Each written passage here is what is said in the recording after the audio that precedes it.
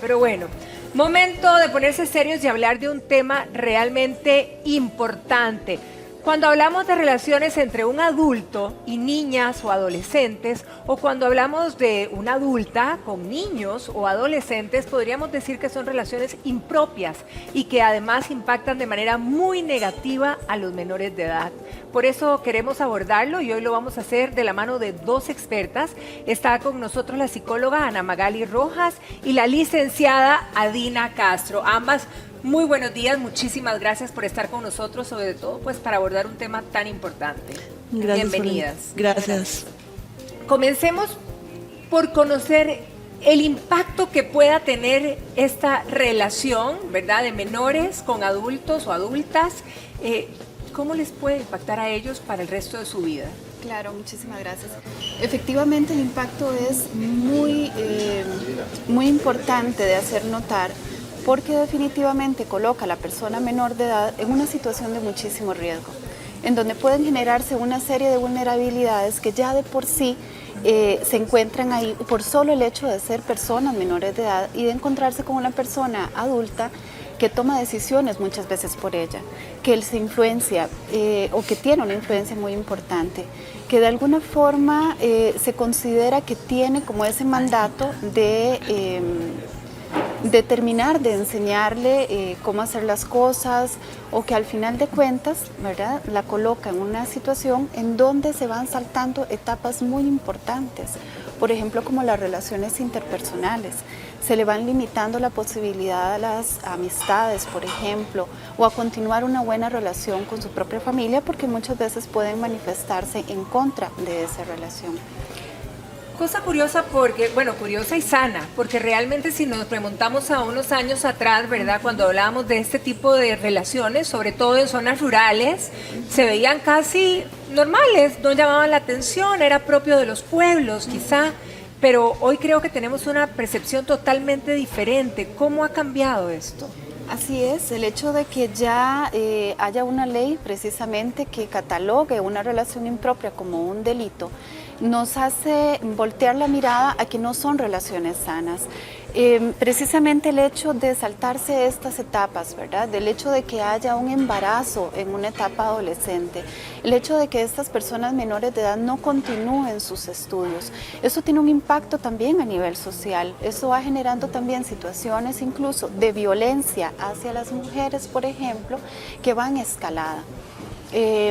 Podemos encontrar mujeres que lamentablemente no cuentan con una educación mínima indispensable para convertirse en mujeres autónomas o que tengan independencia económica, o incluso el hecho, por ejemplo, de que veamos engrosados los índices de pobreza en nuestro país, o el hecho de que nos encontremos con estadísticas del INEC, por ejemplo, que nos hablan de menores de edad con embarazos, ¿verdad?, con niños nacidos en un tracto o en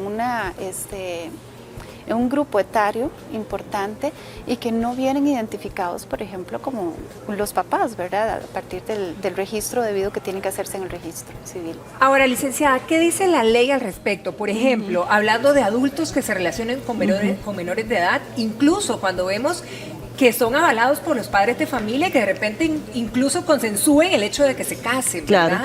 Bueno, actualmente la ley que empezó a regir en el 2017 justamente vino no solo a aclarar, digamos, los rangos de edades en los cuales se reprocha la conducta de relacionarse con una persona menor de edad, y sobre todo es de tener relaciones sexuales, porque la ley explícitamente habla de relaciones sexuales entre una persona adulta y una persona menor de edad, y vino, digamos, a establecer, ¿no es cierto?, un límite de edad para clarificar cuándo se sanciona y con qué monto de pena, pero además vino a modificar la ley orgánica del Tribunal Supremo de Elecciones y el Código de Familia para prohibir los matrimonios con personas menores de edad, porque el Código de Familia los tenía permitidos, ¿verdad? Incluso se decía que si una persona mayor de 15 años contraía matrimonio sin el consentimiento de sus padres, ese matrimonio podía avalarse cuando esta persona cumpliera los 18 años, ¿verdad? Ahora eso no se puede. incluido, digamos, el consentimiento de los padres no es válido, ¿verdad? Para aprobar Cambió un matrimonio. radicalmente. Cambió radicalmente. Y de todas formas, entonces, los notarios, las notarias tampoco pueden hacer una inscripción y el registro civil pues no lo va a permitir, ¿verdad? Porque su ley orgánica también cambió. Entonces, hablamos de un juicio de reproche, digamos, cuando la persona es mayor de 13 y menor de 15 años en una relación sexual consentida, ¿verdad? O sea que no es violación, pero la persona adulta es 5 años o más mayor que la persona menor de edad. O cuando la persona tiene más de 15 años, pero menos de 18, y la diferencia con la persona adulta, o sea, la persona adulta es 7 años o más mayor. Cambia totalmente, Entonces, digamos. sí, los rangos de edad cambian porque si la persona tiene 15 años, digamos, se permite que 5 años mayor, digamos, una persona de 20 todavía está en un rango de edad, digamos, que se permite una, por decir digamos, algo. ¿verdad?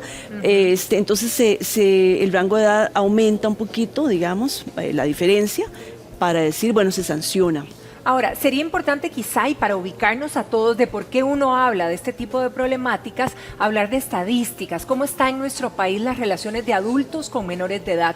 Relaciones consensuadas, ¿verdad? De que no es digamos que no es un acoso ni un abuso, entre comillas, sino que son relaciones que se dan naturalmente. Claro. Bueno, tenemos, digamos, pudiéramos decir 2 tipos de datos. Los datos que nos da el Poder Judicial por las denuncias, y entonces aquí podemos hablar de que, por ejemplo, para el año 2017, en que la ley se promulgó, hubo unas 2.000 denuncias, pero para el año 2018, un poco más de 2.000, hubo poquito más de 4.000, casi se duplicó. Doble. Ahora, no necesariamente esas denuncias llegaron a un juicio, ¿verdad? Sí, claro, y no claro. necesariamente pues llegaron entonces a una sanción.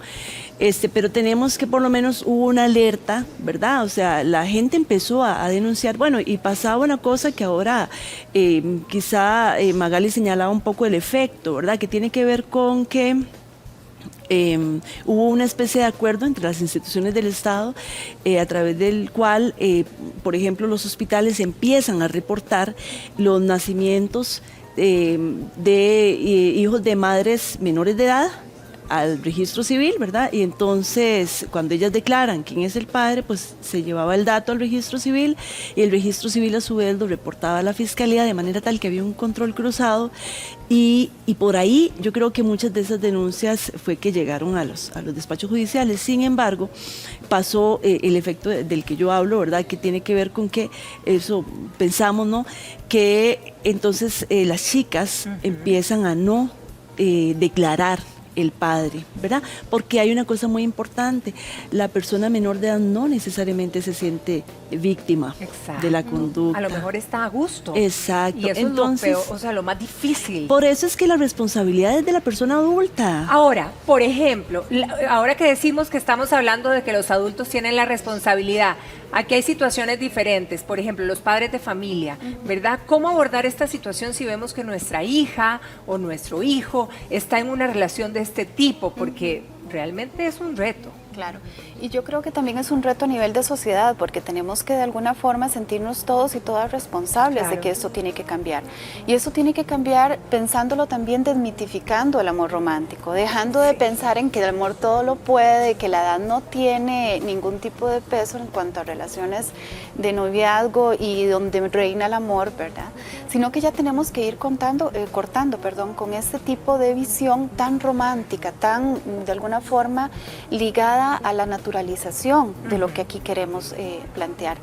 De alguna forma tenemos que convertirnos en apoyo, en redes, ¿verdad? De apoyo para estas chicas y estos chicos, sobre todo para las chicas, ¿verdad? Porque cuando estamos hablando tal vez de una relación en donde hay ya el nacimiento de un bebé o de una bebé, de un pronto a otro ya no podemos pensar en que, bueno, ya quedaste embarazada, entonces ahora sí, ustedes tienen que formar una familia y entonces, bueno, ustedes tienen que ir y el que se casa busca casa, ¿verdad? Y demás.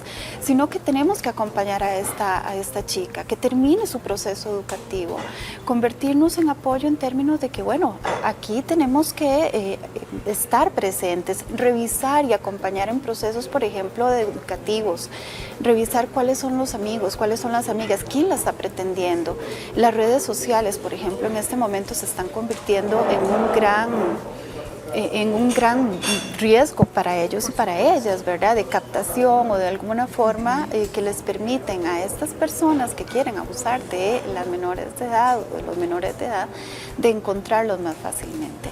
Entonces sí, tenemos que brindar un acompañamiento y convertirnos efectivamente en redes de apoyo para ellos y para ellas. Vete, apoya y denunciar si vemos Exacto. cosas de este tipo, que también es importante, porque volvemos a repetir y para terminar, los adultos somos los responsables en este caso. Muchísimas gracias por venir a tocar este tema. Gracias. Que pasen un feliz día. Gracias. Que estén muy bien y nosotros continuamos y en esta temporada nos encantan los rincones hermosos.